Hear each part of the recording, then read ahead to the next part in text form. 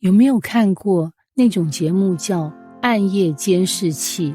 什么无人便利商店、停车场、电梯里总是会拍到一些你原本不想看到的事。但今天我们要看的不是什么鬼片，而是神亲自带着以西结开圣殿监视器。地点不是阴间，不是某个废墟，而是耶路撒冷的圣殿。你没听错，是神的家。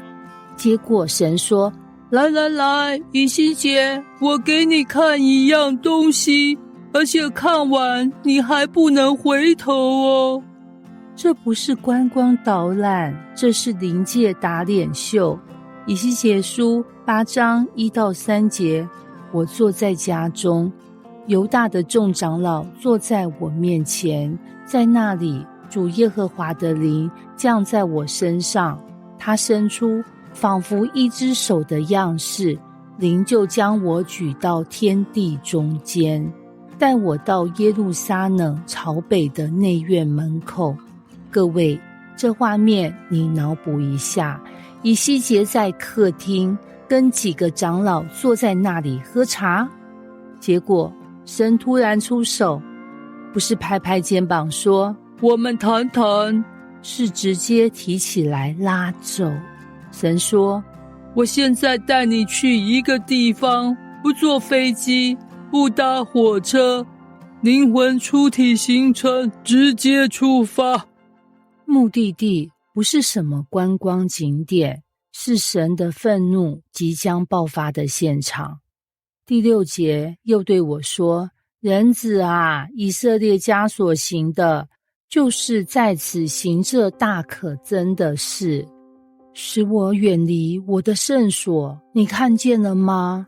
你还要看见另有大可憎的事。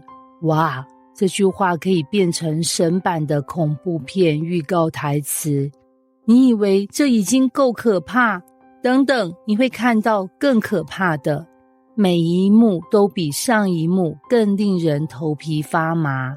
墙上画满偶像，还有祭司在里面烧香。10到11节，女人在神殿门口哭泣，但是卫为帮神祈。大摩斯14节，一群人面朝东拜太阳，背向圣殿。16节，拜太阳可以当健康操吗？神说不行，这不是早安运动，这是彻底的背叛。神的语气一次比一次沉重。你还要看到更可憎的事，你还要看到他们怎样激我发怒。整章像是灵界的真相报道。标题，当神的百姓假装敬拜他，却私下搞偶像崇拜，神会怎么反应？17节，犹大家在此行这可憎的事，他们手拿枝条举向鼻前。这句太有画面感了，就好像你在讲道，有人拿了小草戳你鼻孔，你讲太久了哦。这不是单纯不尊重，是公然挑衅。神说，他们已经不是无知，是公然挑战我的能耐。18节，因此我也要以愤怒行事，我眼必不顾惜，也不可怜他们。他们虽向我耳中大声呼求，我还是不听。从这一句开始，天堂的审判程序正式启动，天上的温柔客服部关闭，改由公义法务组上线。你说神不是慈爱的吗？是，但当人一再玩弄他的慈爱，他的公义就不再静音了。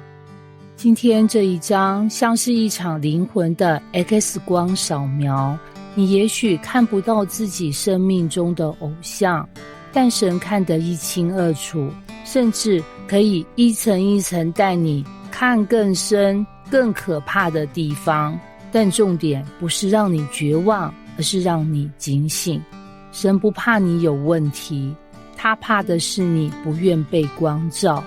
他带以西结去看这一切，是在问我们一个问题：你想做那个躲在墙后烧香的人，还是那个愿意悔改的人？